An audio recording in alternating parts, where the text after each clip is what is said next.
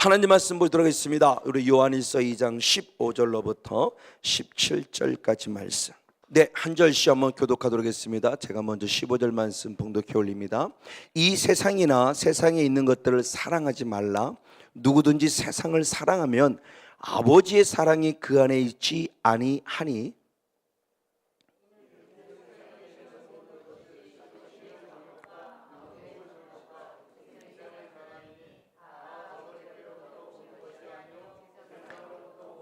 네, 다 같이 함께 합독합니다. 시작. 이 세상도 그 정욕도 지나가되 오직 하나님의 뜻을 행하는 자는 영원히 거하느니라. 아멘. 할렐루야. 네,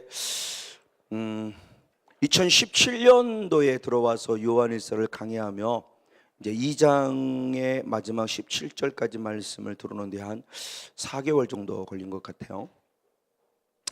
그 가운데서 우리 4개월 정도 들어온 것을 하면 요한일서를 본문 중심까지 잘 한번 여러분 이렇게 점검해 보시길 바라겠습니다.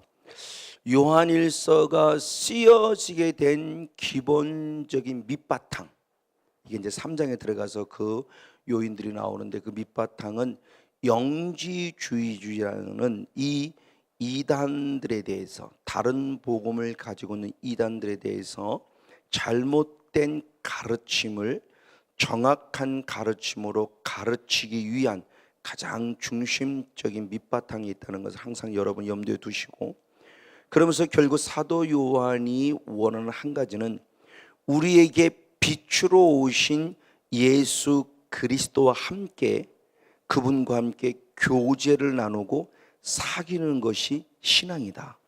이것이 하나님을 사랑하는 것이다. 우리 신앙의 핵심입니다. 하나님과 교제하는 거예요. 하나님과 사귀는 거예요. 이것이 신앙의 가장 기본적인 핵심이라는 거죠. 사도 요한이 이 비밀을 깨닫는 것은 그렇게 쉽게 깨닫지 못했습니다.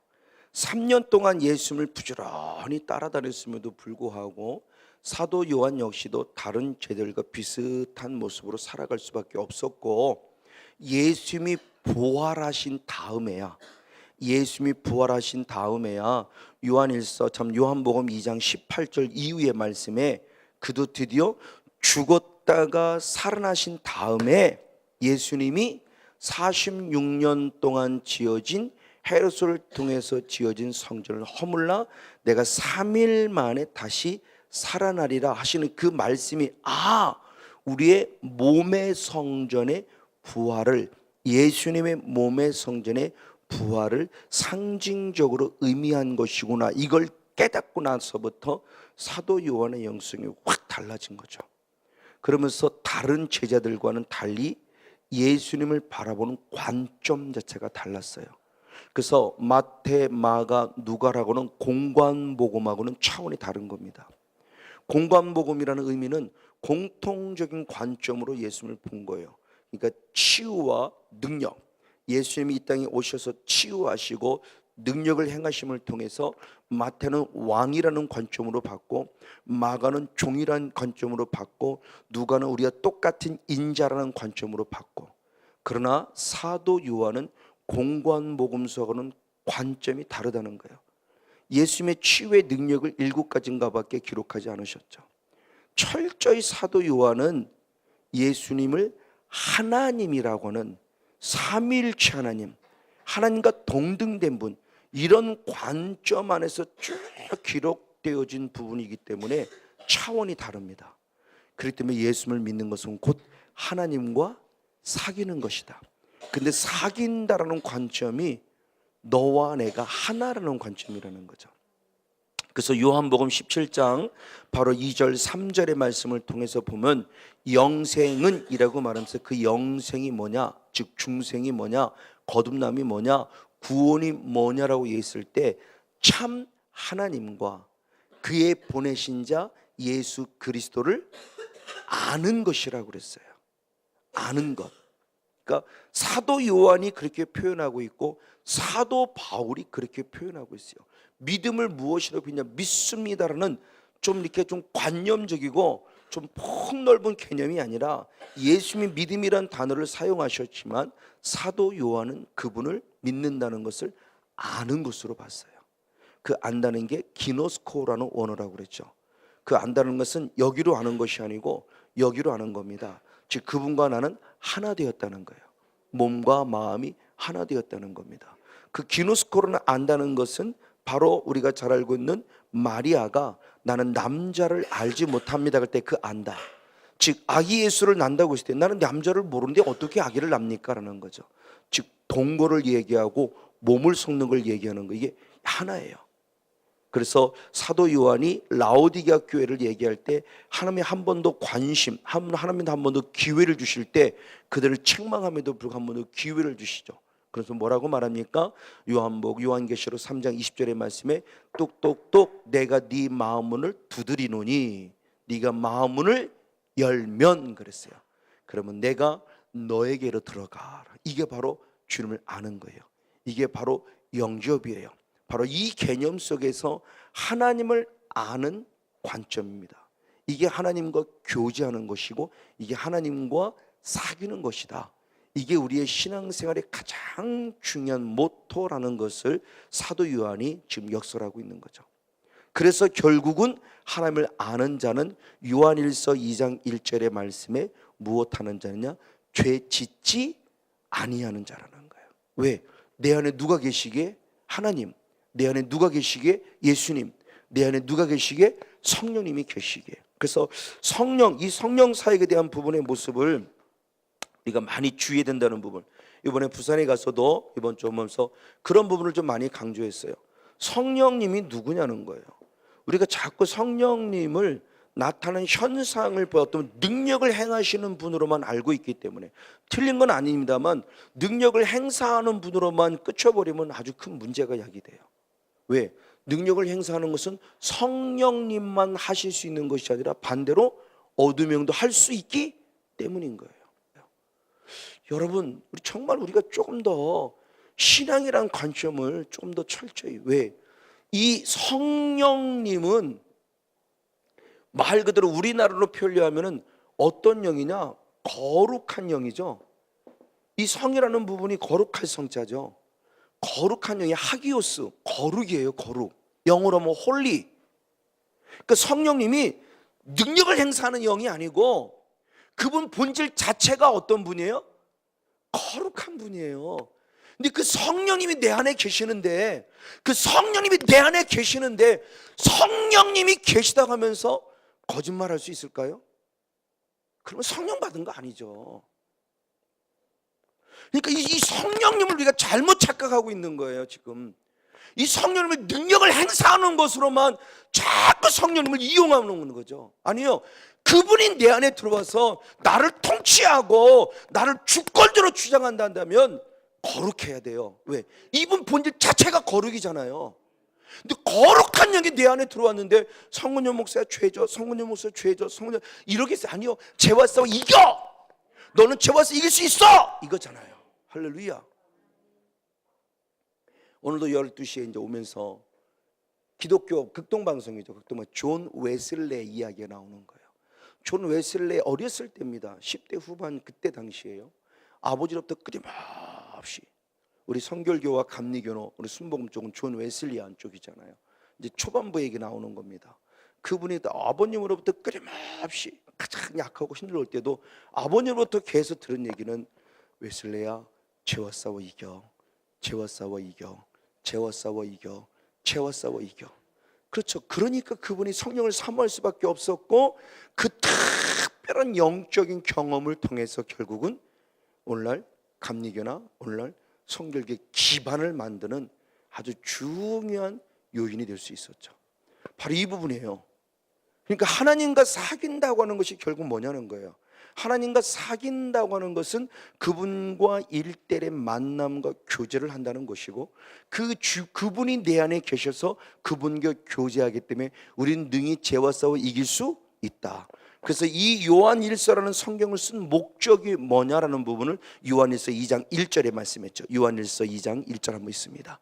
요한일서 2장 1절 같이 있습니다. 상반부만 시작. 마의 자녀들아, 내가 이것을 너에게 쓰면 너희로 죄를 범치 않게 하리 함이라. 아멘. 그러니까 요한일서, 영지주의자들 때문에 요한일서를 쓰게 된 모습은, 궁극적인 목적은 분명히 말하기를 너희들이 무엇을 범치 않기를 원한다? 죄를 범치 않기를 원한다는 확실한 목적 의식을 갖고 성경을 썼어요. 사도 요한은 이런 고백은 많습니다. 요한복음 20장 30절 31절 위의 말씀에도 요한복음을 쓴 목적은 예수님이 살아계신 하나님의 아들이며 예수님이 그리스도이심을 너희들이 믿어 그 믿음으로 영생을 얻게 하기 위하여 요한복음을 썼다고 그래요. 그러니까 사도 요한의 영성은 다른 제자들과는 분명히 딱 독특한, 그러니까 제가 지금 2009년 9월 달을 기점으로 받은 제가 만난 하나님도 바로 이 하나님이에요. 인격적인 성령님을 모시고 하나님의 나라를 이루자는 거죠.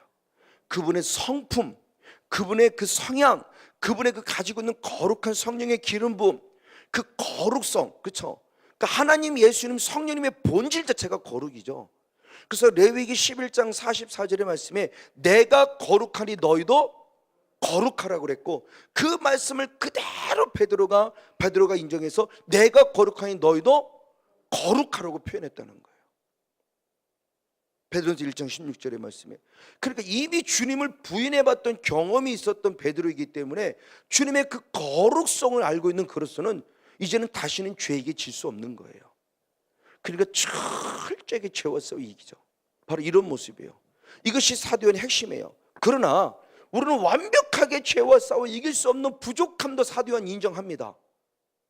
그러니까 참 사도 요한의 영성을 가진 그분이 참 저는 너무너무 좋아요. 저도 사도 요한의 영성을 닮아가려고 많이 애를 쓰는 거예요. 죄짓지 않기를 원했지만 그럼 죄진 자를 정죄했냐? 아니요. 그것이 바로 2장 1절이죠. 다시 한번 2장 1절을 중반절부터 만일부터 봅니다. 시작. 만일 누가 죄를 범하면 아버지 앞에서 우리에게 대언자가 있으니 곧 의로우신 예수 그리스도시라. 아멘. 죄를 짓지 않기를 원한다. 그러나 만일 내가 의도하지 않은 거예요. 고범죄가 아닙니다. 습관적인 죄가 아닙니다. 만일 내가 의도하지 않았는데 어쩔 수 없는 상황 속에 죄를 범했다 한다면, 빨리입니다. 빨리 죄를 범했다 한다면 나의 누가 되어주신다? 대언자. 이게 파라클레토스, 보혜사하고 똑같다 그렇죠, 원어가. 그러니까 성령님, 보혜사 성령님을 얘기할 때는 보혜사는 그 성령님은 검사의 역할을 해서 우리의 무엇을 깨닫게 한다? 죄를 깨닫게 해요. 여기서 말씀하는 대언자 파라클레토스는 지금 누구를 말합니까? 예수 그리스도를 말하는 거예요. 원어는 똑같아요. 파라클레토스. 근데 이 예수 그리스도, 대언자가 되시는 예수 그리스도는 것은 그분은 나의 죄를 변호해 주시는 변호사와 같은 예수 그리스도예요. 성령님은 죄를 알려셔서 죄를 깨닫게 해서 그러면 우리를 정죄하고 판단하려고, 아니, 그 죄 때문에 누구를 찾아? 예수님을 찾아 이분 앞에 가서 죄를 사함받기 위해서. 그러니까 검사는 검사인데 지옥 보내는 검사가 아니라 빨리 죄를 깨달아 그 죄를 무죄로 석방해 주고 싶어하는 그런 성령님, 그 역할을 통해 예수를 찾게 해서 예수님 앞에 죄를 사함받게 하는, 그래서 대언자가 되시고 2절의 말씀에는 화목제물이 되어주셨다고 그랬죠. 2절을 한번 있습니다. 2절, 2장 2절 말씀 시작. 저는 우리 죄를 위한 화목제물이니 우리만 위할 뿐 아니라 온 세상의 죄를 위하심이라. 아멘. 이분께 나아가 어떻게, 자 12절 말씀, 12절 말씀으로 한번 넘어갑니다. 12절, 자녀들아 그랬습니다. 자녀들아 시작. 자녀들아 내가 너희에게 쓰는 것은 너희 죄가 그의 이름으로 말미암아 사함을 얻음을 알게 하려 함이라. 아멘. 그러니까 이렇게 했을 때 죄 짓지 않기를 원한다. 하나님과 교제해서 하나님과 사귀어서, 왜? 그분은 거룩한 분이기 때문에. 그러나 어쩔 수 없는 상황 속에 우리는 죄를 짓고 있다.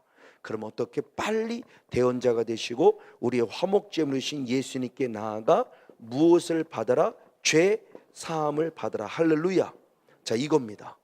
이것이 사도 요한이 지금 4달 동안에 계속 강조하고 또 강조하고 또 강조하고 또 강조한 겁니다. 목사님 사모님도 물론이지만 성도님도 물론 사도 요한서, 요한 1서 그러면 1장 2장 하죠. 정말 4개월 동안 했으면은 달고 들은 거죠. 딱 하고 좀 생각났으면 좋겠어요. 사도 요한 1서는 이걸 얘기하는 거구나. 그럼 딱 잡히면 어디 갔으니 여러분들이 하면 당당하게 사도요한에서 요한 1세에서 강의할 수 있을 거예요. 바로 이런 부분. 자, 이런 부분인데 그럼 맞습니다. 그럼 이렇게 해서 결국 우리들의 신앙의 모습이 한 단계 더 나아가는, 그러니까 이런 신앙으로 살게 하는 신앙인이 되게 하기 위해서 우리의 신앙이 자라야 한다. 그럼 어떻게 자라야 되느냐? 가장 먼저는 어느 때부터? 어린 아이의 신앙에서 누구로? 청년의 신앙으로, 청년의 신앙에서 누구로? 아비의 신앙으로죠. 어린아이의 신앙은 하나님을 누구로만 알아요? 아버지로만 알아요. 가장 기본이지만 아버지로만 아는 신앙은 아주 위태해요. 그러니까 방금 읽은 12절의 말씀과도 자녀들아 그럴 때 어린아이가 같은 맥락이에요.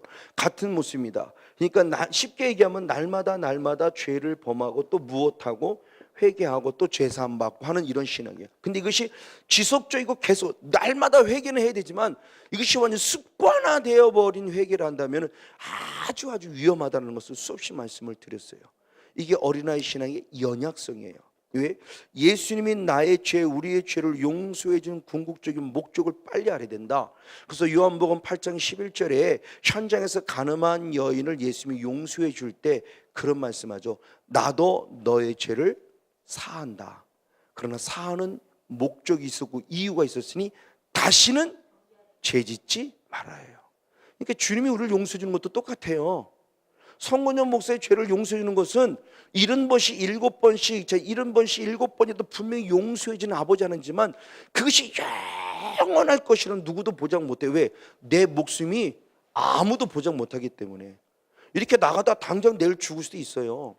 그러니까 그런 부분 속에서 우리는 우리는 영적인 경각심을 갖는 철저한 회개자가 돼야 된다. 그러나 주님께서는 죄와서 이기를 원한다는 거죠. 근데 어린아이 신앙에 머물렀으면 그것이 어려워요. 그러니까 빨리 무엇으로 자라라? 청년의 신앙으로 자라라.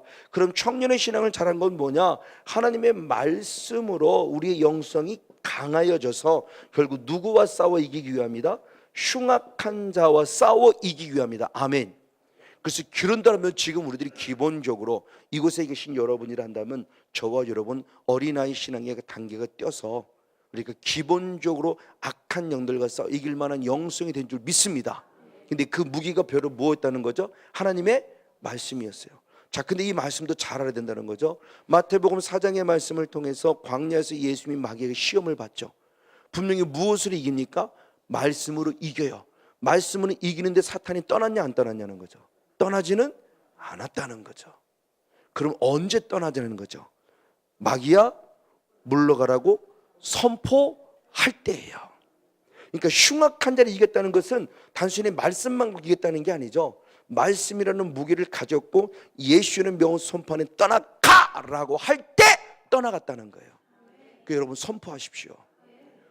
그래서 우리가 일본적으로 지금 갖고 있는 우리 전통적인 신앙은 흔히 말씀. 저도 이거 읽기 전에 누구보다 말씀 그랬어요. 어떤 목사님이 늘 말씀 안 하는 목사님이 있습니까? 다 말씀 하지만 계속 우리는 공격 받아왔어요. 목회 포기할 뻔했고요. 저도 역시 마찬가지예요. 그러면 왜 그런 영향이 있었냐는 거죠.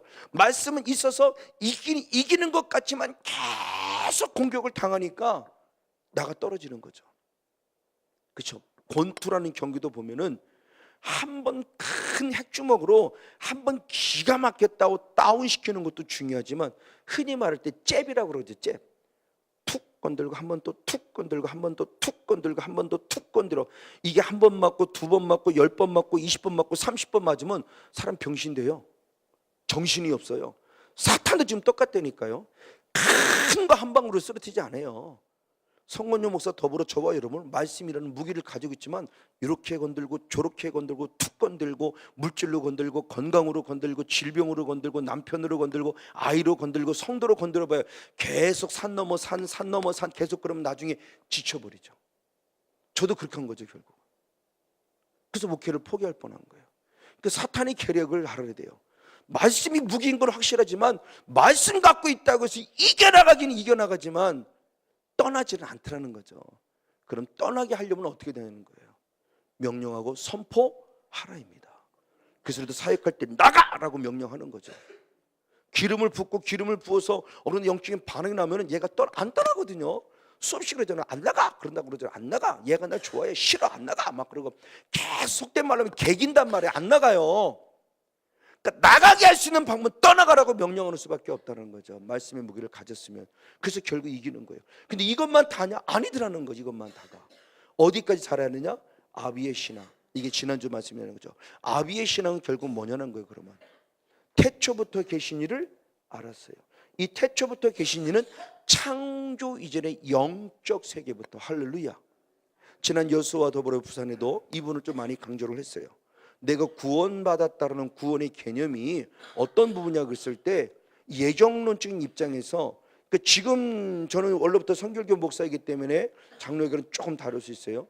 극단적으로 누구는 구원받기로 예정돼 있고 누구는 구원받지 않기로 예정됐다는 그런 개념의 예정론을 말하는 것이 아니라, 이 땅의 모든 사람을 창조할 때부터 하나님과 하심 다 무엇받기로? 구원받기로 예정됐더니 이 예정론을 얘기하는 거예요. 이게 태초부터 계신. 그래서 이 부분에 무슨 선포했을 때 여수에 계신 분들도 그랬지만 이번 부산에 계신 분도 놀라워. 맞아요. 이번에 부산에 계신 그 부산에서 이번에 할 때 그 어떤 그 여자 그 목사님 맞아요 막 계속 그러셨어요. 내가 맞아요. 나는 태초부터 구원, 그 창조의 영적 세계부터 구원받기로 되어 있는 하나님의 자녀라. 막 이게 막 얼마나 그 말을 들어서 그냥 감사한지 모른다고 몇 번 이거 목사님 감사하다고. 구원의 확신이죠. 내가 예수를 믿어 구원 얻은 이 부분을 이해를 잘해야 돼요. 내가 예수를 믿어 구원 얻다는 것이 까딱 잘못하면 내가 예수를 믿어서 구원 얻는 것 같이 생각되는 내 의가 들어가는데, 이 믿어서 구원 얻었다는 그 자체는 이미 구원받기로 택정된 나의 존재를 믿음이라는 것을 통해서 하나님의 것으로 확증시켜주는 도구이라는 거죠. 그러니까 이 부분에 무슨 말도 잘못 이해하면 내가 예수를 믿어서라는 것처럼 자꾸 되면 그나마 그게 내 의도 돼요. 그러니까 이 구원의 확신이라는 부분이, 그래서 저는 집사람한테 몇 번 고백했어요. 나는 요한일서를 강의하면서 목사지만 구원의 확신이 더 강해졌어. 더 확실하게 구원의 확신 속에 설 수 있었어라고 수없이 나누고 수없이 고백했어요. 선포하고요. 바로 이런 부분들이에요. 태초부터입니다. 이 태초 전, 그러니까 요한복음 1장 1절의 태초입니다. 창조전의 영적 세부터 계셨던 이 태초부터 계신 하나님 아버지를 믿는 믿음 안에 섰기 때문에 하나님을 경외하는 신앙이에요. 이게 욥의 신앙이고요. 수많은, 그래서 구약 시대의 많은 사람은 하나님을 경외하는 신앙, 바로 대표적으로 욥이었죠. 그래서 욥기서 1장 1절의 말씀에 보면은 욥은 하나님을 경외했고 악을 떠난 자였다. 그 죄와 싸워 이기는 넉넉한 하나님의 사람이죠. 그래서 이런 아비의 신앙을 통해서 우리는 결국 누구를 닮아야 되느냐? 하나님의 성품, 하나님의 인성, 즉 인격적인 성삼위 하나님, 즉 창세기 1장 26절에부터 하나님의 형상을 따라 지음받은 영성, 이걸 그대로 영적인 유산을 물려받은 자로서 하나님의 형상을 드러내고 나타낼 줄 아는 자. 그래서 빨리 옛사람을 벗어버리라 그랬죠. 그래서 에베소 2장 22절부터 보면은 유혹의 욕심을 쫓고 구습을 쫓는 옛사람을 벗어버리고 하나님의 형상을 따라 지음받은 새 사람을 입으라 그랬어요. 이렇게 하나님의 형상이 회복된 자만이 베드로서 1장 8절과 11절의 말씀에 보니까 그 사람이 열매를 맺어 자라는 자요, 이 사람이 하나님의 나라에 넉넉히 들어가느니라. 아멘. 이게 아비의 신앙이에요. 그렇죠?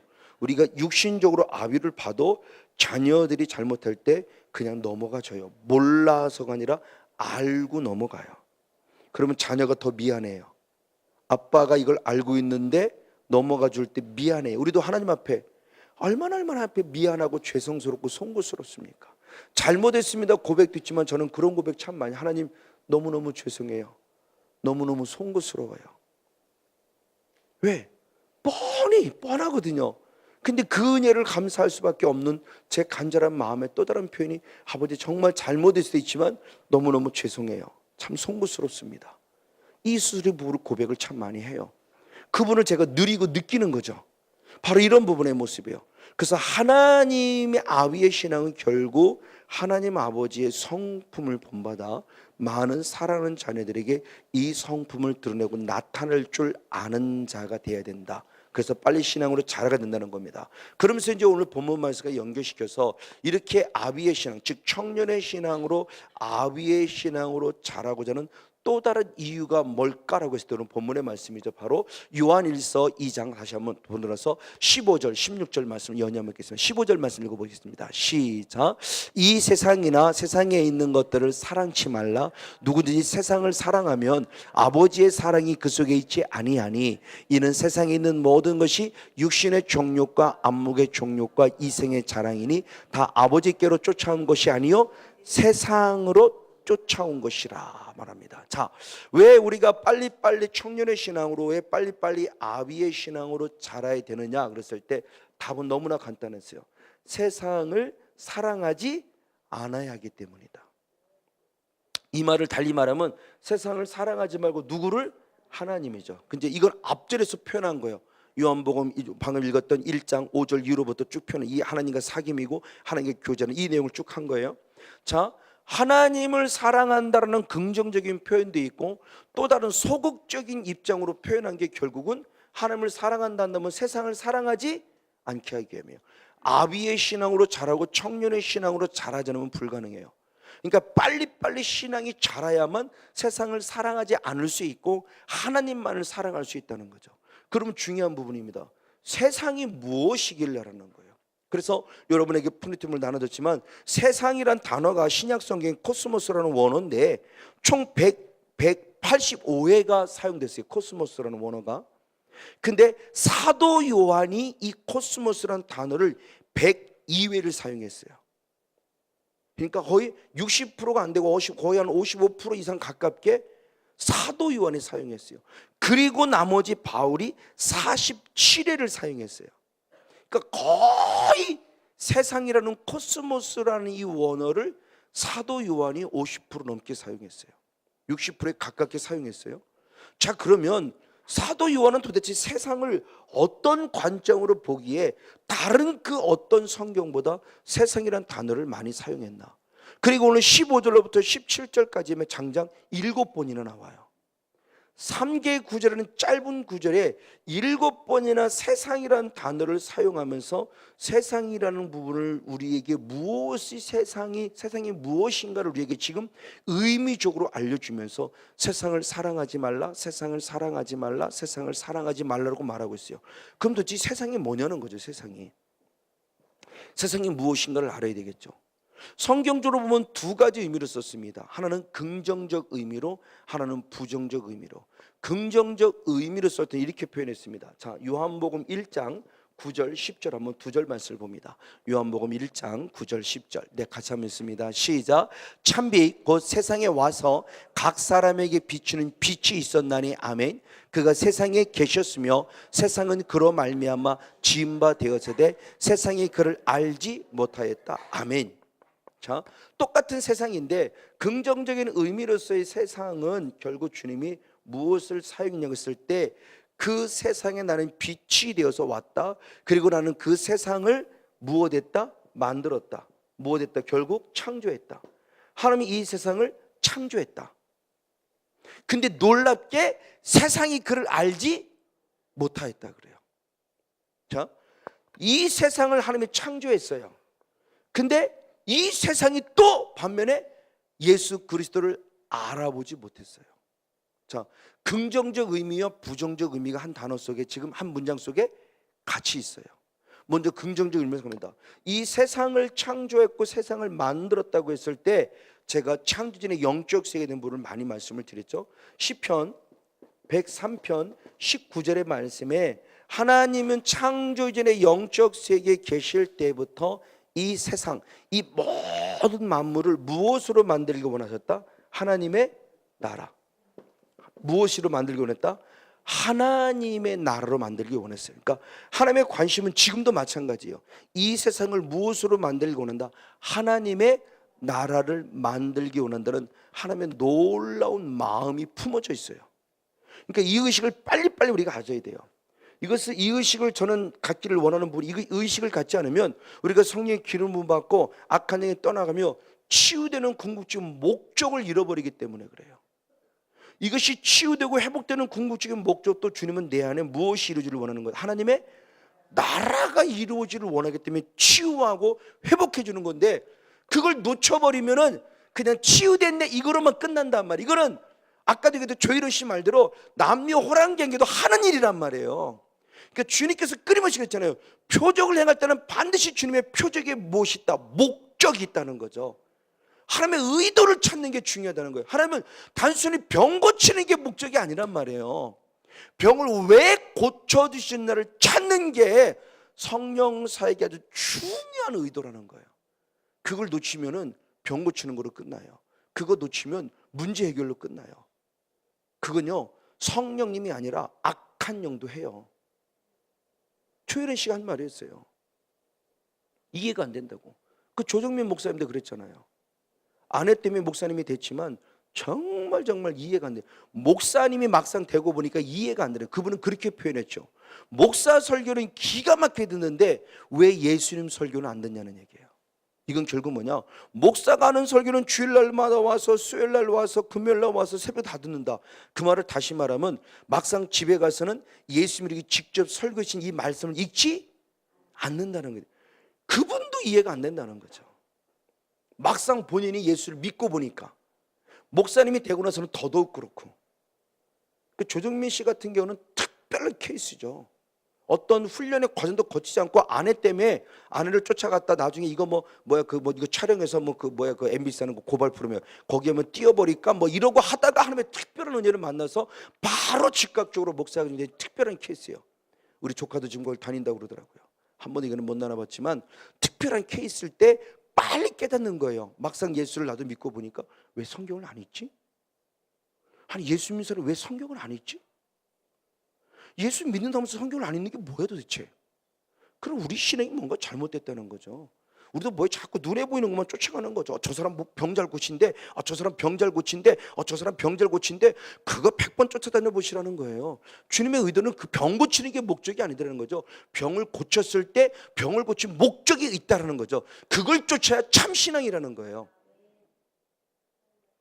그거를 놓치고 하니까 목회도 실패하는 거고 우리의 성령 사역도 실패하는 거고 우리의 신앙도 실패하는 거고, 누구보다 성령을 사랑한다고 말하면서 맨날 치유원장 여기도 저기도 막 다니면서도 결국 목적은 못 잡고 현상만 추구하다 보니까 결국 내 신앙도 타락하는 거고, 그러니까 주님의 마음이 아픈 거죠. 그러니까 인격적으로 다가오시는 주님을 만나지 못한다고 하는 것은 우리 엄청난 신앙의 실패예요. 아무리 눈에 보는 현상을 우리가 경험하고 체험해도 그건 어두명도 할 수 있다. 그러니까 우리의 의도, 하나님이 원하시는 의도가 뭐냐를 빨리 파악해야 된다는 거죠. 바로 이런 부분입니다. 어쨌든 이런 부분 속에서 하나님의 의도는 하나님의 나라예요. 이 하나님의 나라를 만들려고 했기 때문에 주님께서는 분명히 이 땅을 누구 땅이라면 자기 땅이라고 해서 한번 요한복음 1장 11절을 봅니다. 요한복음 1장 11절. 네, 시작. 자기 땅에 오매 자기 백성에 영접지 아니하였다. 어디에 왔다? 자기 땅에 왔어요. 누가? 자기 백성이 자기를 영접지 않았어요. 예수님이 창조한 땅에 마땅히 오셨는데, 그래서 예수님은 하나님을 통해서 이미 구원의 구약시대에 이미 모세를 통해서 율법을 통해서 하나님의 제사법을 통해서 어떻게 하면 구원의 모습이 있는가를 이미 알려주셨는데, 막상 자기 백성들은 그 십자가의 완성을 이루게 오신 예수님을 영접하지 않았어요. 이게 아이러니예요. 근데 예수님은 그 땅을 누구 땅이라고 했습니까? 자기 땅. 왜? 당신이 창조하셨기 때문에. 그래서 우리 잘 아는 창세기 1장 20절 이로 쭉 이 마지막 31절인가 말씀에 보니까 이 땅의 모든 것들을 만들어 놓고 하나님의 관심은 보시기에 심히 좋았더라. 맞아요. 왜? 이 땅은 자기 땅이기 때문에, 하나님 만드신 땅이기 때문에, 하나님의 나를 세우려고 만드신 기가 막힌 땅이기 때문에, 세상이기 때문에 예수님은 당연히, 하나님은 당연히, 성령은 당연히 보시기에 좋았다고 인정했어요. 그럼 오늘 저와 여러분도 하나님의 창조물입니다. 하나님의 피조물입니다. 그럼 하나님이 보시기에 어떤 존재이다? 보시기에 심히 아름다운 존재임을 믿습니다. 할렐루야. 구원받음의 자녀예요. 당당하십시오. 제발 떳떳하십시오. 제발 기죽어 살지 맙시다. 이래서 기죽고 저래서 기죽고 언제 우리가 살아날 거예요? 살려주고 오셨는데 자기 백성이 영접지 않은 것처럼 우리도 지금 분명히 예수를 믿으면서도 대단한다고, 저도 역시 그랬지만 아직도 참소당하고 나 같은 게 목사가 돼갖고 이러면서 저도 하나님의 은혜에서 멀어질 뻔했어요. 그래서 사탄에게 속지 말라는 말을 수없이 드리는 거예요. 저도 이 경험 안 했으면 사탄에게 저도 지금 계속 속고 있을 거예요. 어려움이 없는 것이 아니라 이 은혜를 입었지만 어려움으로 더 많고, 근데 차이는 건 뭐냐? 옛날에는 어려움 속에 졌고 쓰러졌고 넘어졌다면 지금은 이 어려움을 극복해 이길 수 있다는 거죠. 할렐루야. 엄청난 차이예요. 이 차이는요, 어려움이 없는 게 아니더라고요. 하나님 나라 들어가려면 더 많이 고난을 받는다고 그랬어요. 그러니까 이 은혜 이루어졌다고 해서 어려움이 없는 것이 아니라 어려움이 있지만 옛날하고 다른 건 이기고 있다. 할렐루야. 바로 이 부분의 모습이에요. 그러면서 또 다른 관점으로 이제 부정적 의미 속에 있는 세상이라는 관점을 보려고 합니다. 네, 요한일서 5장 19절의 말씀을 봅니다. 긍정적 의미로 하나님의 나라를 세우기를 원하시는 주님의 뜻이 있는가 반면에 부정적 의미가 되어 있어요. 요한일서 5장 19절 말씀. 네, 같이 한번 읽습니다. 시작. 또 아는 것은 우리가 하나님께 속하고 온 세상은 악한 자 안에 처하였다라고 말해요.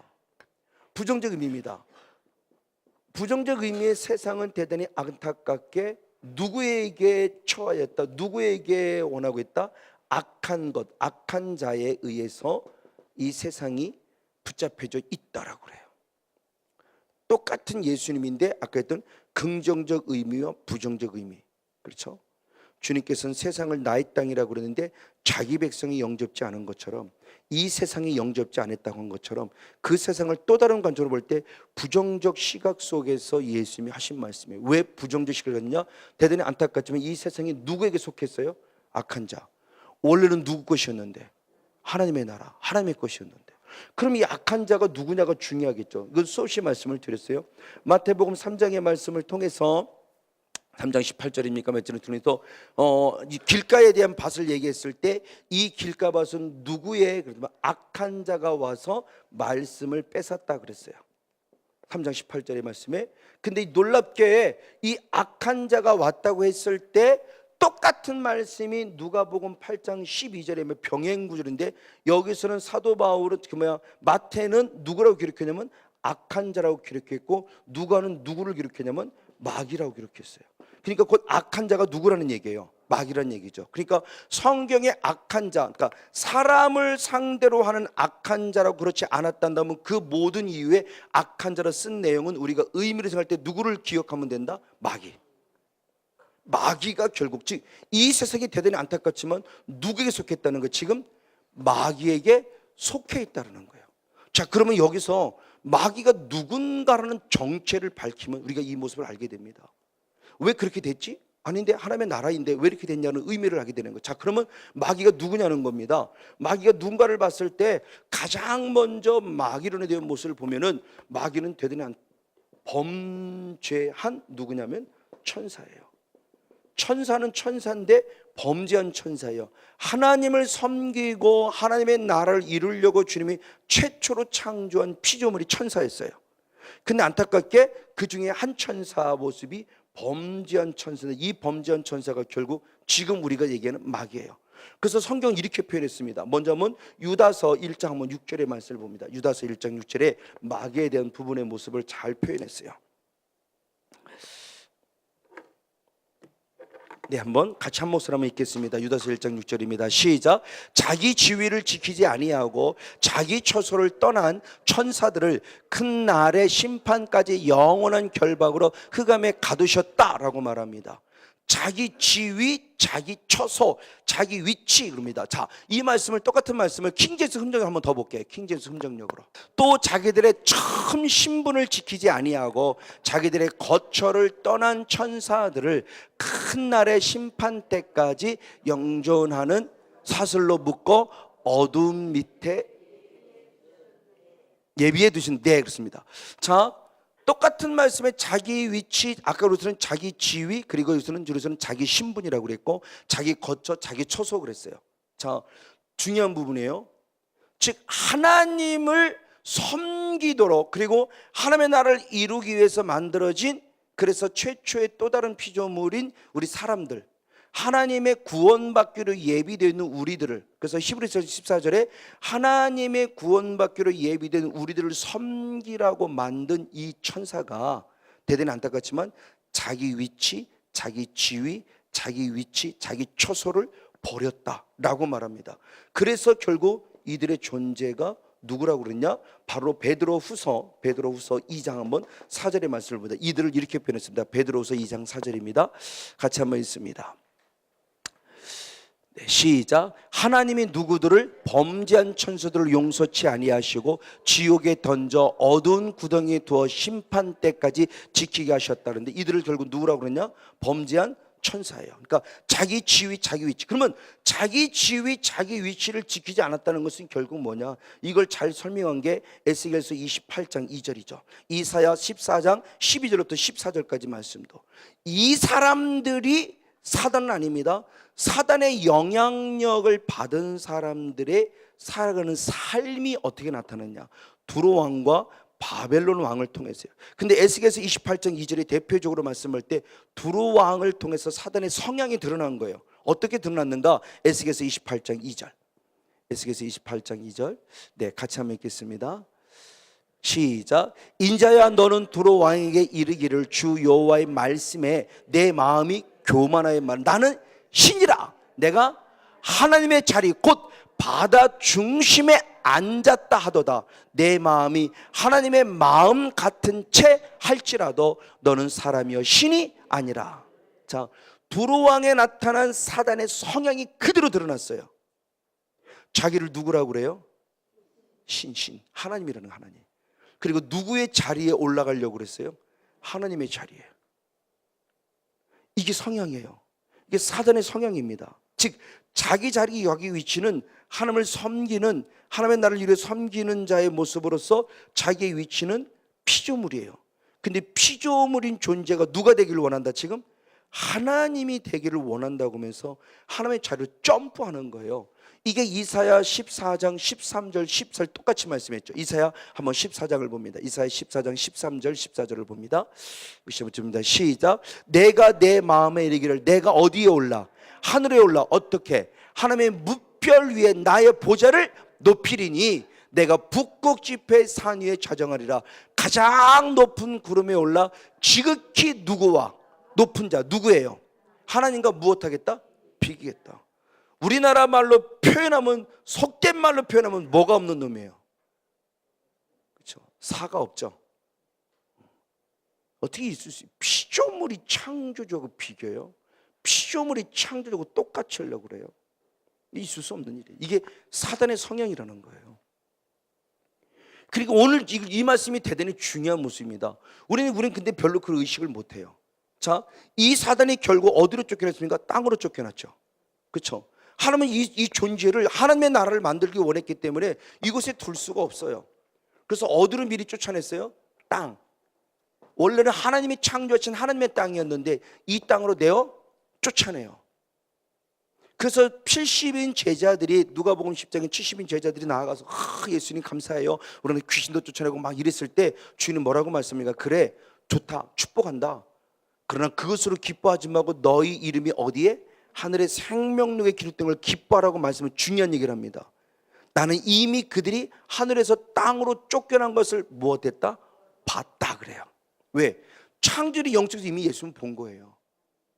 창조의 왜? 하나님이 예수님이 성민을 쫓아냈으니까 이미 알고 있는 비밀이에요. 당연한 거예요. 얘는 패배자이기 때문에 쫓겨난 거예요. 그러니까 이 모습을 능히 할 수 있는 거예요. 그걸 했다라고 기뻐하지 말고 그건 당연히 해야 될 바예요. 이 말을 달리 말하면 당연히 사탄 마귀와 싸워 이기게 될 바를 지고 있다면 우리는 원통해야 되고 억울해야 되고 통곡해야 된다는 얘기죠.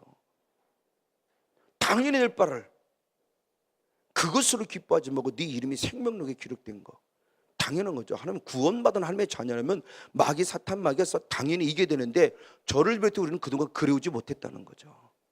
왜? 결국 죄 때문이죠. 죄 때문에. 죄와 싸워 이겨야 되는데 죄의 싸움이 죄에 쩔어버리니까 사탄의 밥이 돼버린 거죠. 지금 이거예요. 맞아요. 그래서 창세기 3장 5절에 에덴 동산에 나타난 이 사단이라는 존재, 이 뱀이라는 존재가 아담과 하와를 어떻게 꼬셨냐? 창세기 3장 5절을 봅니다. 이 사탄의 존재가 어떻게 됐는지 한번 같이 보겠습니다. 창세기 3장 5절 시작. 너희가 그것을 먹는 날에는 너희 눈이 밝아 하나님과 같이 되어 선악을 알 줄을 하나님이, 결국 그거 먹으면 누구가 똑같다는 거예요? 하나님과 똑같아야 되는 거죠. 하나님이 그걸 알기 때문에 너 못 먹게 하는 거, 이 얘기예요. 옛날에 우리 엄마들이 뭐라고 그래요? 저거 꿀단지 먹지 마 그러죠. 꿀단지 먹지 마, 중요한 거 저거 먹지 마, 저거 먹으면 큰일 나라고 얘기하는 게, 그 큰일 난다는 말이 더 호기심을 갖게 더 깨트려 먹고 박살내는 것처럼, 그러니까 이 사단의 존재 지금도, 그러니까 사단의 음성을 듣기 전까지는 선악을 알게 하는 나무를 먹지 말라는 말씀에 관심조차 두지 않았어요. 왜? 먹을 게 더 많으니까. 만약 예를 들어 100개의 열매들이 에덴 동산에 있다 한다면 하나 먹지 않는 것보다 99개를 먹는 게 더 나으니까. 근데 사단에게 미혹당하면은 준 거, 있는 거, 이건 아무 관심도 없고 감사도 없고, 없는 것에 대한 분의 관심 가지고 왜 하나님 이건 안 주니, 이렇게 원망하고 불평불만하게 한다니까. 이게 사단의 계략이라니까요. 사단의 계략. 아까 전에 존 웨슬리 방송이 그 얘기가 나오더라고요. 어떤 그 비슷한 기숙사에서 있었던 비슷한 얘기를 하더라고요. 기숙사의 할아버지가 그 학교를 지키시나 뭐 그런 분이죠. 근데 그분이 너무 가난하고 뭐 먹는 것도 없고 모든 것도 얘기했을 때 그런 얘기를 해요. 나는 오늘 하루 먹을 수 있다는 것보다 감사해. 내가 기거할 수 있는 이 조그만 오두막 같은 이런 거처 하나 있는 것만 또 감사해. 그 얘기를 존 웨슬리가 듣고 충격을 받았다는 얘기예요. 뭐가 감사합니까? 물어본 거예요. 아니, 난 다 감사해. 이게 진짜 하나님이, 이거 하나님의 나라가 이루어진 자죠. 근데 사탄은 있는 걸 보는 게 아니라 뭘 본다? 없는 걸 보게 하는 거예요. 왜 못 먹게 하는 거야? 왜 못 먹게 하는 거야? 술 먹지 말라면 안 먹으면 되는데 왜 못 먹게 하는 거야? 이게 왜 하라고 하는 것도 할 게 얼마나 많은데 막상 하라고는 안 하고 왜 하지 말라는 게 더 많이 관심이 되냐고요. 이게 사단이 기가 막힌 계략. 근데 그거를 하면 누구와 똑같아지니까, 하나님과 똑같아지니까 하나님이 네가 하는 거 똑같을까 두려워하지 말라라는 이런 지극히 합법적이고 논리적인 계략으로 들어와서, 그러니까 먹지 말라고 하는 거야 라고 얘기하면서, 맞아, 고개를 끄덕, 맞아, 내가 하는 거 똑같아지는 걸 방해하려고 먹지 말라고 하는 거구나 라고 속는 거죠. 이 말을 달리 말하면, 오늘 내가 죄를 짓고 있다는 것은 내가 혹시 그 의식은 갖지 않고 있다 한다 할지라도 내 영 안에서 악한 영은, 너 이거 먹으면 결국 누가 똑같아져? 이 죄를 보면 결국 누가 똑같아져? 하나님이 이러는 거죠. 하나님. 그러니까 우리는 사실 죄라는 게 별 대수롭지 않게 생각하는데, 아니요, 죄를 지으면 결국 누구와 똑같아지는 결과를 갖고 오는 사탄에 속는 거냐? 하나님과 똑같아진다라고는 사탄의 계략에 속아 넘어가는 거죠. 그러니까 하나님은 죄를 싫어하는 거예요. 어디 가면 하나님과 똑같아진다는 그런 생각할 수도 없는 생각을 하게 합니까? 바로 이런 모습이니까, 우리가 영적으로 조금만 더 예민하면 싫어, 안 해, 나는 싸워 이길 거야 라고 말하며 죄를 용납지 않게 되는데, 이 의식이 별로 없으니까 우리는 원래 죄 짓게 돼 있어, 괜찮아. 죄 없는 놈이 어디 있어? 뭐 성목사나 나는 뭐 똑같지 뭘. 성목사 지는 죄 안 져? 이러고 죄를, 저 죄요, 저요. 저 죄 안 진다고 그러지 마세요. 저 죄 집니다. 근데 그런 모습으로 갖고 스스로 죄를 합리화시키면서 죄 속에 빠지지 말라는 거예요. 주님은 그럼에도 불구하고 죄 짓지 말라, 죄와 싸워 이겨라는 거예요. 악은 모양이라도 버리라는 겁니다. 할렐루야. 이거 의식되지 않으면 정말 우리의 존재 빨리, 그러니까 사단의 존재가 지금 우리들이 어떻게 교묘하게 들어오는 걸 빨리 인지해야 돼요. 이게 사단의 역사예요. 지금 이런 모습으로 지금 우리 들어온다는 거예요. 맞아요. 이런 모습으로 들어오기 때문에 그들의 존재의 모습을 싸우는 부분 속에 우리는 그러면 어떻게 될 것이냐. 맞아. 이렇게 사단을 쫓아냈고 하나님이 그들에게 어떤 이름을 줬느냐. 자, 고린도후서 4장 4절의 말씀을 봅니다. 고린도후서 4장 4절. 자, 하나님의 의도를 잘 파악해야 된다고 그랬죠. 세상이란 존재의 사단이라는 존재를 쫓아냈어요. 그래서 사단은 지금 이제는 자기 땅이라고 그럽니다. 그리고 그에게 별명을 붙여주셨어요. 고린도서 4장 4절 같이 있습니다. 시작. 그 중에 무엇이 이 세상 신이 믿지 아니하는 자들의 마음을 혼미케 하여 그리스도의 영광의 복음의 광채가 비치지 못하게 하매니 그리스도는 하나님의 형상이니라. 자, 사단이란 존재를 이 세상으로 쫓아내놓고 하나님이 주신 별명이 있어요. 세상의 누구라고 그랬어요? 신. 요한복음 20장 31절 말씀에서는 14장 13절 말씀 16장 11절 말씀에서는 세상 누구라고 그랬냐면 임금이라고 그랬어요. 이건 하나님이 붙여진 별명입니다. 어쩔 수 없어요. 하나님의 절대적 주권이에요.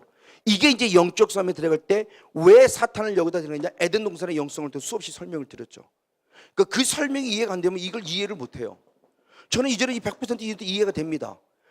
얘를 쫓아내놓고 이렇게 이름을 줘놓고 에덴 동산에 우리를 불러서 아담을 불러서 무엇하기를 원했는가를 알고 있기 때문에 이제는 저는 이게 주님의 절대적 주권이라는 걸 인정이 돼요. 이건 하나님의 절대적 주권이에요. 이 사단의 존재에게 붙여진 이름이 별명입니다. 이것만 준 것이 아니에요. 영광도 주었어요. 영광도. 자, 누가복음 4장 5절 6절 말씀을 봅니다. 누가복음 4장 5절 6절인가요? 네, 5절 6절 같이 한번 있습니다. 시작. 마귀가 또 예수를 이끌고 올라가서 순식간에 천하 만국을 보이며 가로되 이 모든 권세와 그 영광을 내가 내게 주리란 이것은 내게 넘겨준 것이므로 나의 원하는 자에게 주노라. 아멘.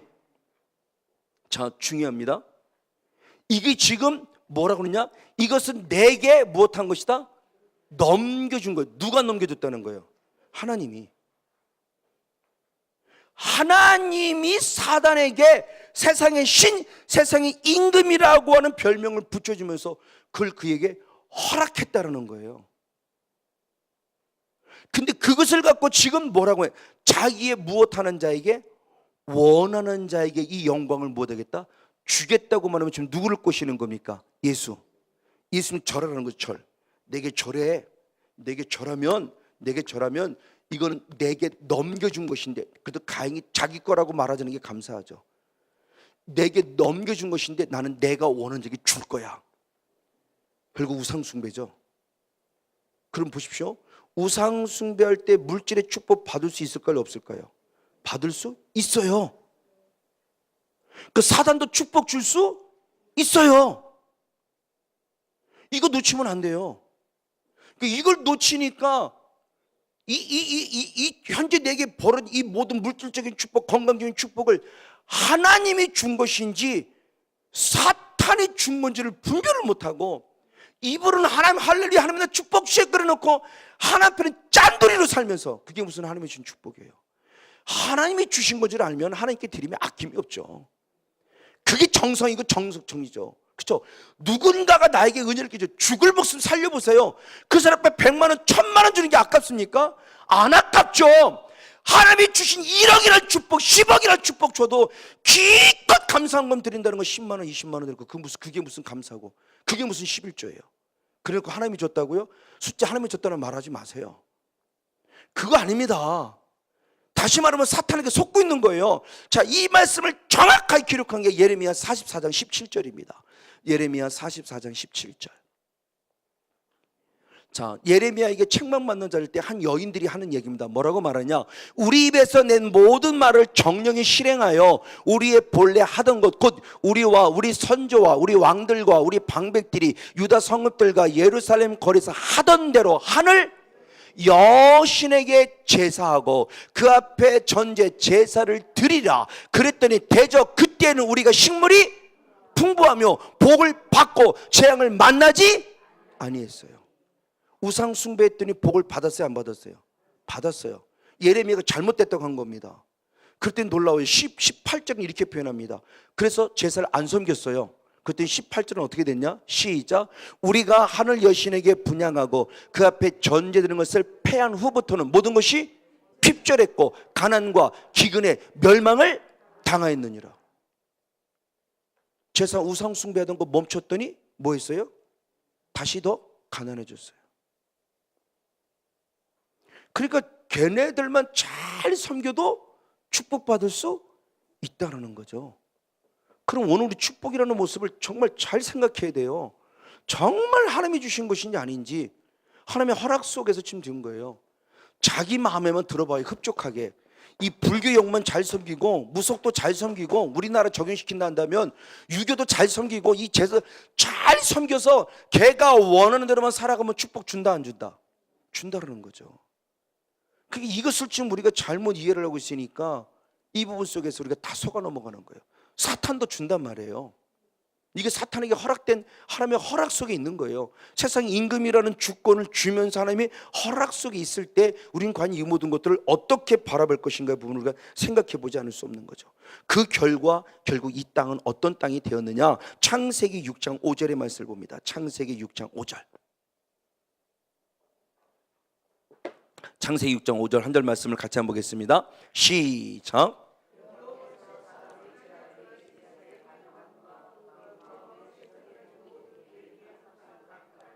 아멘. 하나님이 대단히 아파하고 안타까운 마음을 갖죠. 여호와께서 사람의 죄악이 세상에 어떻게 했다? 관영함과 그 마음의 생각의 모든 계획이 항상 어떨 뿐임을 악할 뿐임을 아셨다. 그래서 예레미야도 똑같이 얘기죠. 어려서부터 너희는 악했다 그렇죠. 태어날 때부터 우리 존재가 악했다. 그래서 성악설에 대한 부분을 확증시켜주죠. 이 세상 자체가 왜? 그래서 사도 야고보 사도는 결국 야고보서 3장 14절 15절에 말씀할 때 이 세상이 결국 세상적이고 정욕적이고 무엇이다? 마귀적이라고 표현한 거죠. 그러기에 결국 세상이 정욕적이며 이 세상을 결국 정욕적으로 만드는 것이 누구다? 마귀다. 세상적이고 정욕적이고 마귀적이라고 그런 거예요. 맞아요. 자, 그러면 이걸 좀 더 구체로 보면서 결국 마귀라는 존재가 이 세상에 거하는 우리들의 존재, 우리들을 하나님을 믿든 믿지 않던 사람들, 특별히 하나님을 믿는 우리들이죠. 방금 마태복음 4장의 말씀을 바로 드린 바로 그런 말씀처럼 어떻게 우리들을 유혹하느냐는 겁니다. 이게 요한일서 2장 16절 아까 읽었던 말씀이죠. 요한일서 2장 16절 말씀을 같이 한번 읽습니다. 시작. 이는 세상에 있는 모든 것이 육신의 정욕과 안목의 정욕과 이생의 자랑이니 다 아버지께로 쫓아온 것이 아니요 세상으로부터 쫓아온 것이다. 세상으로 쫓아온 것이 뭐냐? 육신의 정욕, 그리고 안목의 정욕, 그리고 무엇? 이생의 자랑입니다. 이게 아버지로부터 온 건 아니라고 그랬어요. 하늘에 계신 아버지로부터 온 것이 아니라 세상적이고 정욕적인 마귀적인 누구로부터 온 것이다? 세상으로부터 왔다. 그 세상은 결국 우리는 알죠. 누구로부터 온 거예요? 마귀로부터 왔구나. 그래서 창세기 말씀의 3장 6절의 말씀이 바로 그 사건이죠. 결국 뭐예요? 무엇했어요? 보암직하고 먹음직스럽고 지혜를 먹금 탐스러운 부분이요. 근데 이 말씀을 조금 더 구체로 들어보니까 육신의 정욕이라는 개념은 결국 우리의 본질 자체입니다. 우리의 본질 자체를 얘기하는 거예요. 25절 말씀. 자, 로마서 7장 14절의 말씀을 봅니다. 우리의 본질. 로마서 7장 14절 말씀. 네, 하반절 말씀을 봅니다. 시작. 나는 어디에 속하여? 육신에 속하여 어디에? 죄 아래 팔렸도다. 같이 믿습니다. 시작. 나의 원하는 것을 내가 알지 못하느니 곧 원하는 이것은 행하지 아니고 도리어 미워하는 그것. 즉 육신이라는 이 부분에 속해 있는 존재가 하나님이 원하시는 것을 하지 않고 하나님이 원하지 않는 미워하는 것들을 행동하게 만든다. 이게 결국 뭐냐? 육신이라는 존재. 그러면서 마지막 25절의 말씀. 자신의 마음으로는 하나님의 법을, 육신으로는 결국 뭐를 섬기다? 죄의 법을 섬기더라는 거죠. 자, 육신의 존재가, 그러니까 육신의 정욕이라 했을 때 그 육신의 존재라는 것은 결국 뭐냐? 우리의 본질이, 즉 내 안에 죄 짓고 싶어하는 죄성을 얘기하는 거예요. 내 안에 죄를 짓고 싶어하는, 그 성건용 목사가 끊임없이 죄 짓고 싶어하는 거예요. 이 은혜 안에 있음에도 불구하고 끊임없이 죄 짓고 싶어요. 왜? 현재 이 땅이 누구의 땅이기 때문에? 사단의 땅이 이 땅에 있는 한은 사단은 하나님을 아무리 잘 믿는 하나님의 사람에도 계속 무엇을 범하도록? 죄를 범하도록 생각의 영역과 환경의 영역을 만들어가서 결국 그 육신의 정욕 때문에 쓰러지고 넘어지게 하는 거예요. 이게 지금 내 안에 있는 거예요. 이건 하나님으로부터 온 게 아니라는 겁니다. 이게 사단으로부터 온 이 육신의 종이 내 안에서 자꾸 죄의 법을 섬기게 만들어요. 자꾸 죄에게 팔려버리게 만들어요. 죄의 종이 되게 만드는 거예요. 그것에 대한 대표적인 부분이 결국 뭐냐면 안목의 정욕이에요. 대표적인 아까 얘기했던 선악과죠. 그래서 무엇을 보느냐가 참 중요하다는 겁니다. 무엇을 보느냐. 그렇죠? 사단에게 속을 수 들었어요. 들어도 안 봤으면 싫어 끊어버렸으면 괜찮아요. 들은 데다가 그 나무를 보았더니 그때부터 어떻게 보암직하고 먹음직스럽고 지을 만큼 탐스럽어요. 들었을 때 까불지 마, 난 안 봐, 딱 끊으면 되죠. 이게 지어서 이기는 거죠. 근데 대부분의 모습이 말씀이 영역 그러다면 믿음은 무엇을 하세요? 들으면서 나니까 누구의 소리를 듣냐가 이렇게 다르다는 거예요. 하나님의 음성을 들으면 하나님을 향한 믿음이 생기지만 사단의 음성을 들으면 자꾸 세상이 사랑스러워지는 거죠. 보암직스럽고 먹음직스럽고 지혜를 먹고 탐스러운 거예요. 그래서 창세기 13장에도 말씀해 보면 그 아브라함이 그러죠. 네가 봐라, 동서남북을 봐라. 그래서 네가 눈을 들어 보라. 그래서 네가 보고 싶은 대로 간 대로 가라는 거죠. 그랬더니 에덴 동산처럼 너무너무 아름다운 땅이 있었는데 그 아름다움만 보고 갔더니 거기는 음란이 판을 치는 소돔과 고모라 성이었던 거죠. 그러니까 이게 분별이 필요한 거예요. 하나님이 우리를, 저는 이 은혜를 그러니까 하나님이 왜 우리를 은혜 받은 자를 광야로 보내실까? 왜 광야는 육연으로 보면 보암직스럽지 않죠. 근데 그 길은 가야 돼요. 그 길을 건너야만 어디로 들어가요? 가나안 땅에. 이 길을 안 가면 광야를 갈 수 없어요. 근데 이 광야가 아닌 처음부터 에덴 동산처럼 보암직하는 이곳에 들어가면, 소돔과 고모라에 들어가면 가나안 땅에 못 들어간단 말이에요. 그러니까 예수 믿는 것에 대한 부분의 모습을 수없이 말씀을 드리는 겁니다. 예수를 믿었더니 쓴물을 만나지 단물 만나지 않다라는 거죠. 쓴물이 만나고 나서야 단물이 내게 이어지는 축복인 걸 아는 거죠. 그러니까 예수 믿는 것에 대해서 우리가 너무 쉽게 복받아, 뭘 도대체 복받아요? 복받아라는 것은 사실 복음이 아니에요. 그건 예수 안 믿는 사람들은 할 수 있는 얘기란 말이에요.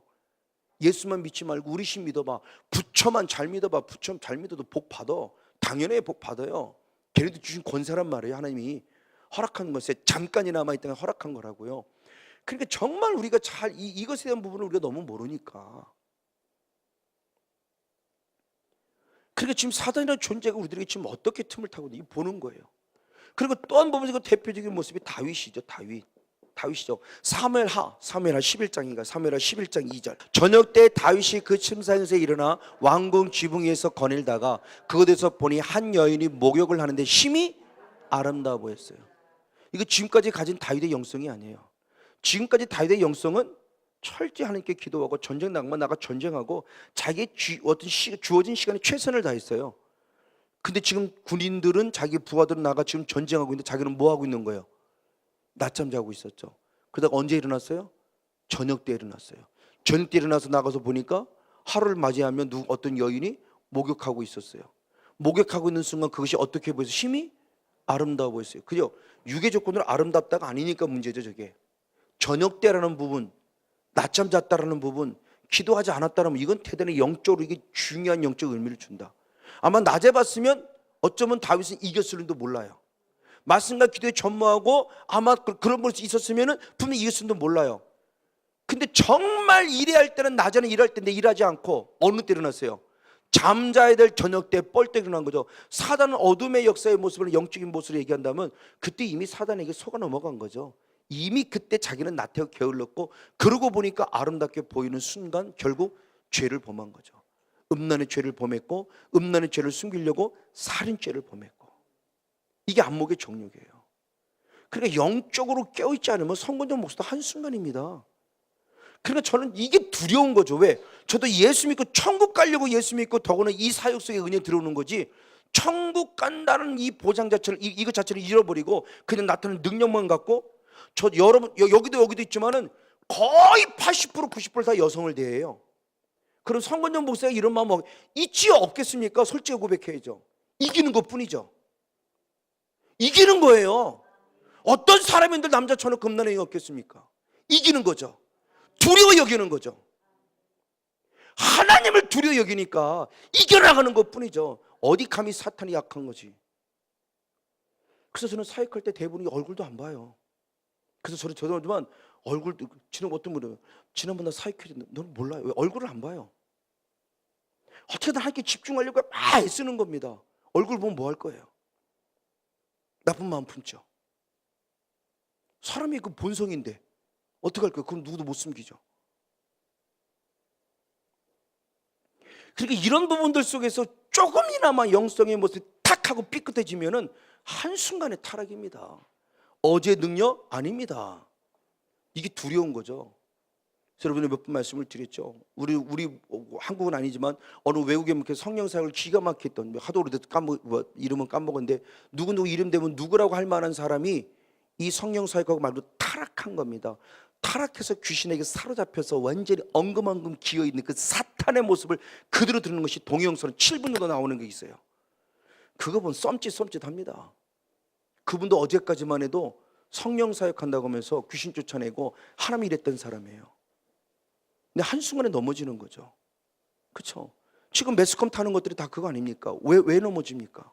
매스컴 타는 것들이 다 나름대로 성령 사역한다고 그러고 그런 사람이 넘어지잖아요. 이성에 넘어지고 물질에 넘어지고 명예에 넘어지고. 그러니까 이런 부분들의 모습을 우리가 이걸 감지하지 않으면 누구도, 그런데 어떻게 교만할 수 있겠고, 지옥이라는 두려움을 알고 하나님의 심판을 두려움을 한다면 있을 수 없는 얘기인 거예요. 그러니까 오늘 저도 마찬가지로 모두 다 같이 겸손해야 돼요. 날마다 십자가 앞에 무릎 꿇어야 돼요. 정말 주님 붙잡아야 합니다.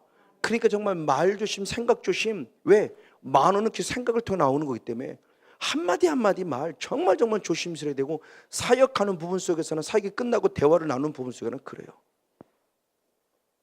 그러니까 하나님이 정말 원하는 바가 무엇인가 대한 부분을 우리가 빨리 알아가는 그런 영성의 필요성의 모습입니다. 그리고 세 번째가 이세의 자랑입니다. 그럼 이생의 자랑이라고 했을 때 결국 이 세상에 것된 자랑인데, 그 자랑이라고는 원어가 알라조네이아라는 원어인데, 알라조네이라는 이 원어는 결국 뭐냐면 허탄하다는 뜻이에요. 즉 뭐냐, 이 땅의 것에 대한 모든 것을 다 소의 모든 것들이 영원할 것이라는 자기 착각에 빠진 자랑을 하는 허탄한 자랑. 그 대표적인 말씀이 야고보서 4장 16절입니다. 야고보서 4장 16절 한번 같이 읽겠습니다. 야고보서 4장 16절 시작. 이제 너희가 허탄한 자랑을 자랑하니 이러한 자랑은 다 아까 저 허탄한 자랑이 이 생의 자랑과 똑같은 원어예요. 알라조네이아. 그러니까 알라조네이아, 이 생의 자랑하는 것은 지금 내 안에 이 허탄한 잘못된 것들이 되게 가득 차 있어서 자기를 높이고 자기를 자랑하고 내가 능력이 많아 이런 식의 모습이고, 그러나 인격적인 성령 하나님은 더더욱 안 그렇고, 제가 8년 전에 만난 하나님은 더더욱, 그래서 말하지 말라. 예수님께서도 사탄에게 말하지 마라고 했던 것처럼, 왜? 아직 자기 영광의 때가 안 됐기 때문에. 저도 혹시 맞죠? 제가 무슨 영광을 받습니까? 무슨 목사님 고마워요 무슨 짤, 이거 아무 소용없어요. 오직 하나님입니다. 이게 변호사의 영성이에요. 모세 있고 엘리야도 잠깐 예수님을 조명하는 역할이죠. 그 조명을 다 했으면 자기는 사라져버려. 누구만 보여? 오직 예수만 보여야 돼요. 그 사람이 제기시는 음성이 저는 그거 있기 때문에 뭐 했다 안 하잖아요. 그러니까 어느 사람이 그러는 거예요. 목사님도 뭘 누구 목사님 자꾸 얘기해야 그래요? 그리고 그게 막 똥꼬대가지고 막 빨려들고 오고 그러지. 그러니까 몇 명 안 오고, 몇 명 오는, 한 명이 와도 저는 최선을 다해요. 그거 상관없습니다. 저는 얘기 안 합니다. 그랬어요. 왜? 주님이 지으신 언명이거든요. 얘기하지 마, 말하지 마. 글쎄요. 그 말을 그래서 뭐 했다 아주 특별한 하나님이 하게 하시는 이외에는 얼마나 많은 일들이 있었겠습니까? 하나님의 영광 받으면 되는 거죠. 맞아, 이런 부분들의 모습이에요. 이게 결국 이생의 자랑. 그런데 이생의 자랑이 자꾸 허탄한, 이걸 자꾸 자랑하는 거예요. 이걸 자꾸 높이는 거예요. 이걸 자꾸 교만한 거예요. 주님이 원하지 않는 부분의 모습. 맞습니다. 이런 사람은 결국 어떻게 되느냐? 야고보서 4장 4절을 봅니다. 야고보서 4장 4절, 하나님과 원수가 된다고 그랬어요. 야고보서 4장 4절입니다. 시작. 가늠하는 여자들이여 세상에 버치된 것이 하나님의 원수임을 알지 못하느냐? 그런즉 누구든지 세상과 버치되고자 하는 자는 스스로 하나님과 원수가 되게 하는 것이니라. 아멘. 세상과 버타는 자 하나님과 원수예요. 세상을 사랑하는 자 하나님과 원수예요. 하나님과 원수는 천국 간다 못 간다? 못 간다. 예수 믿으면서 아직도 육신의 종류, 안목의 종류, 이생의 자랑에 빠져 있는데, 근데 나는 뭐라고 그래요? 스스로 천국 간다고 자기 착각에 빠져 있잖아요. 이게 바리새인들이 현대판 바리새인이잖아요. 그러니까 지금 우리들이 신앙생활이 지금 얼마나 잘못되는 것을 저는 수없이 말씀을 드리는 거예요. 도대체 믿음이 뭡니까? 라는 말씀을 수없이 성회 때 막 강조하는 겁니다. 도대체 믿음이 뭡니까? 육신의 정욕에 빠져있고 안목의 정욕에 빠져있고 이생의 자랑에 빠져있으면서도 나는 천국 간다고 생각하잖아요. 하나님은 아니라는데, 하나님과 원수라고 말하고 있는데 무슨 천국을 가요? 어떻게 천국을 가느냐고요? 그럼 저 말씀이 거짓말이 되잖아요. 저 말씀이 없어버리든지. 하나님과 원수라고 그러는데 어떻게 천국을 가요? 그러니까 지금 우리들이 신앙이 지금 얼마나 잘못되어 있냐고요. 그게 정말 안타까운 거예요. 이번에 교회 밴드 올려놨어요. 미국에 있는 어느 목사님의 얘기예요. 한 15년의 설교 내용입니다. 제목이 교회를 떠납시다예요. 그 가슴이 철렁 내렸어요. 어떤 목사님도 잘못 설교를 하는가 싶어 철렁 내렸는데 보고 싶은 마음이 생겼어요. 자꾸 야 이거 뭔지 한번 들어봐야 되겠다 싶어서 클릭하고 봤더니 그겁니다. 이런 교회를 떠나십시오. 몇 교회 5개까지인가 이렇게 얘기했어요. 그 가운데 첫 번째 얘기하는 교회가 그렇습니다. 기복주의 축복받으라는 설교를 단호하게 떠나십시오. 거기는 구원이 없습니다 라고 하는 설교도 제 가슴이 시원했어요. 아멘했어요. 정말입니다 여러분. 우리는 예수 믿고 천국 가려고 예수 믿는 거예요. 잘 먹고 잘 살려고 예수 믿는 거 아니란 말이에요. 근데 이게 지금 사탄을 속고 있단 말이에요. 이거를 이 권세는 사탄에도 있다고 그랬잖아요. 하나님의 허락 속에. 이게 정말 하나님이 주신 축복인지 이게 사탄이 갖던 축복인지도 분별하지 못하면서 나 축복받았어 그러고 그걸 우리는 부러워하고 있고, 어느 교회 목사님인지 모르지만 정말 그 막 큰 목소리에 왜 그만큼 있잖아요. 막 하나님의 마음이 절절히 묻으니까 그 말씀만 들어도 제 마음이 막 기름 부음이 느껴지면서 저도 모르게 눈물이 울컥 쏟아지면서 하염없이 눈물을 흘리며 그 시범을 그 동영상을 제가 봤어요. 정말 이런 목사님이 계시구나. 정말 이런 목사님이 계시구나. 예수 믿는 목적이 여기 있어야 돼요 여러분. 병 고치는 게 목적이 아닙니다. 예수 믿는 목적은 결국 천국 때문에 예수 믿는 거예요. 하나님 나라 때문에 예수 믿는 겁니다. 이 하나님을 만나야 돼요. 근데 세상과 보시돼 있고 세상과 친구가 돼 있고 세상을 사랑하고 있으면서도 육신의 정욕, 안목의 정욕, 이성의 자랑에 빠져 있으면서도 천국 간다고요. 그걸 알기 때문에 세상을 사랑하지 못하게 하기 위해서 빨리 청년이신 아벨의 자랑을 잘하고 세상을 사랑하지 말고 하나님만 사랑하라 천국 보내주시려고. 그래서 우리 신앙이 자라고 있는데 아직도 이 얘기는 안 들립니다. 그래도 병 고쳐야죠. 그래도 잘 먹고 잘 살아야죠. 알아서 하십시오. 정말 안타까워요. 우리 주님이 원하시는 부분의 모습이 바로 이 부분 속에서 주님께서 말씀하면서 결국 그러므로 주님은 뭐라고 말씀하느냐. 우리 본문 말씀에 요한일서 2장 17절 말씀을 봅니다. 요한일서 2장 17절 본문의 마지막에 이렇게 표현했습니다. 같이 한번 읽겠습니다. 시작. 이 세상도 그 정욕도 지나가되 오직 하나님의 뜻을 행하는 이는 영원히 거하느니라. 아멘. 결국 이 말을 의역적으로 생각하면 이 세상도 이 정욕도 이 마귀도 결국 무엇한다? 영원하지 못하다. 그리고 하나님의 뜻대로 행하는 자만이 영원하다는 거죠. 즉 한계적이라는 거예요. 제한적인 거죠. 우리는 말로 하면 즉 한시적이에요. 한시적. 하나님의 허락 속에 맡겨진 이 세상이라는 존재를 맡기는 하나님의 지극히 작은 한 부분, 영원하지 못해요. 하나님의 뜻대로 행하는 것만이 영생입니다. 이게 영원입니다. 할렐루야. 우리 영생 때문에, 영원함 때문에 결국 예수를 믿는 거예요. 맞아요. 그럼 중요한 결론들이 이제 그럼 어떻게 이기냐는 거죠. 어떻게 해야 이 세상과 싸워 이길 수 있느냐. 세상을 사랑하지 않고 하나님을 사랑할 수 있냐는 겁니다. 주님 먼저 해놓으셨다는 겁니다. 너무 잘하는 말씀. 고린도서 2장 15절의 말씀이 주님이 이미 십자가를 통해서 이 모든 것들을 다 승리하셨어요. 할렐루야. 맞습니다. 그럼 이것을 이제 내 것으로 만들어야 돼요. 그럼 내 것으로 만들기 위해서 어떻게 할 것이냐. 요한일서 4장 5절, 요한일서 5장 4절 5절, 요한일서 5장 4절 5절. 네, 같이 한번 읽습니다. 시작. 대저 하나님께로서 난 자마다 세상을 이기느니라. 아멘. 세상을 이긴 이김은 이것이니 우리의 믿음이니라. 아멘. 예수께서 하나님의 아들이심을 믿는 자가 아니면 세상을 이기는 자가 누구냐? 오 주여. 누가 이긴다? 예수님을 하나님의 아들로 믿는 믿음이 이긴다. 왜? 예수님이 십자가로 싸워 이기셨기 때문에. 그럼 한 번 더 첨부가 있습니다. 요한일서 4절을 봅니다. 요한일서 4장 4절. 왜 이길 수밖에 없는가 이유를 또 다른 분이 표현했습니다. 시작. 자녀들아 너희는 하나님께 속하였고 또 저희를 이겼나니 이는 너희 안에 계시니가 세상에 있는 이보다. 아멘. 내 안에 계시는 누구예요? 하나님, 예수님, 성령님. 세상에 있는 자는 누구예요? 마귀. 즉 내 안에 계신 성령님, 하나님, 예수님, 성삼위 하나님은 누구보다 크시다? 마귀보다. 할렐루야. 왜? 그분은 창조자고 마귀는 피조물이에요. 당연히 이깁니다. 마땅히 이깁니다. 할렐루야. 근데 중요하다고 그랬죠? 하나님이 이겼기 때문에 이기는 내 것으로 만든 그 믿음이라는 부분을 잘 이해를 해야 된다. 즉 하나님 악한 사탄 마귀를 쫓아내 주세요가 아니라 그랬죠. 이건 어린아이 때나 표현한 부분이고, 아까도 얘기했듯이 마태복음 4장에 예수님은 말씀은 갖고 싸워 이겼으나 떠나지 않았단 말이에요. 그를 떠나게 해서는 선포하는 것은 누가 하는 것이다? 내가 하는 거예요. 그러면 내가 이기는 겁니다. 근데 내가 이기는 것이나 나는 싸우는 통로일 뿐이고 내 안에 성령님이 싸워 주셔서 이기는 거예요. 싸우는 건 누구예요? 나예요. 우린 그리스도 군사이기 때문에 싸워야 됩니다. 근데 싸워 이기시는 분은 그리스도의 대장이신 예수님이 싸워 이기십니다. 다윗은 나가 돌만 던졌고 돌을 던져 맞히게 하신 분은 결국 살아계신 하나님이십니다. 이 비밀을 알아야 돼요. 이 비밀을 모르니까 하나님 싸워주시는 게 아니라니까요. 싸우는 건 나예요.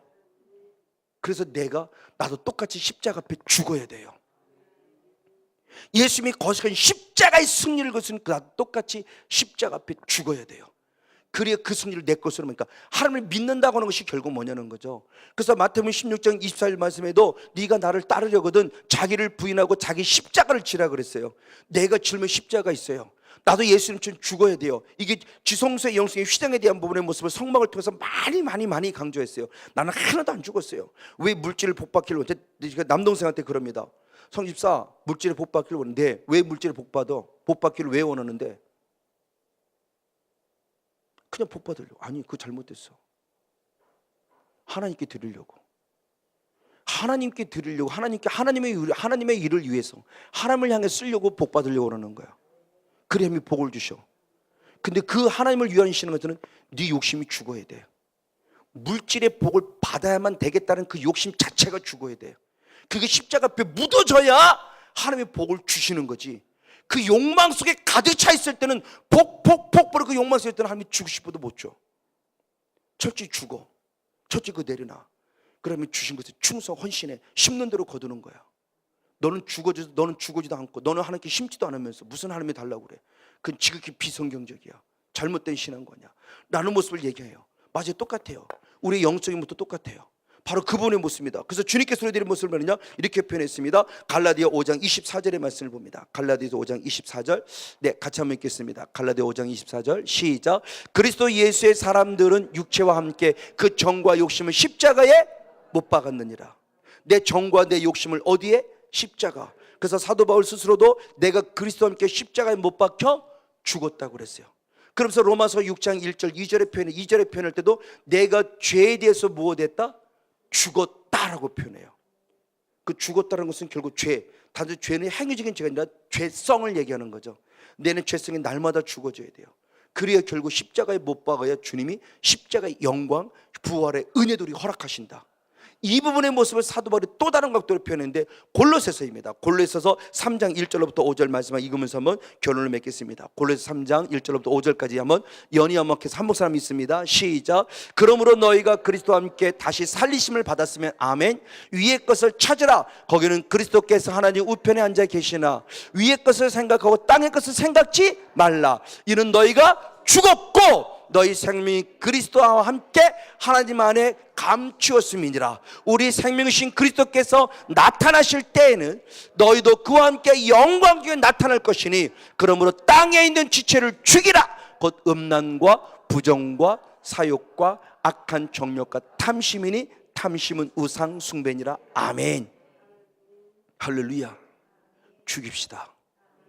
십자가 앞에 내려놓읍시다. 교회 목사인 저기 정해놓으면 교회 부흥이 목적이 돼서는 안 된다. 어제도 육헌 목사님 운영인들 모습 이런저런 오랫도록 나누는데 그 얘기한 거예요. 제가 그랬어요. 내가 많은 분들에게 집사람이 먼저 그랬죠. 우리 송 목사는 항상 어디 육헌 목사님 얘기를 합니다. 왜? 제게서는 좋은 하나의 모델이에요. 저도 그와 같은 사람이 되고 싶어요. 그래서 하나님의 영광 돌리고 싶어요.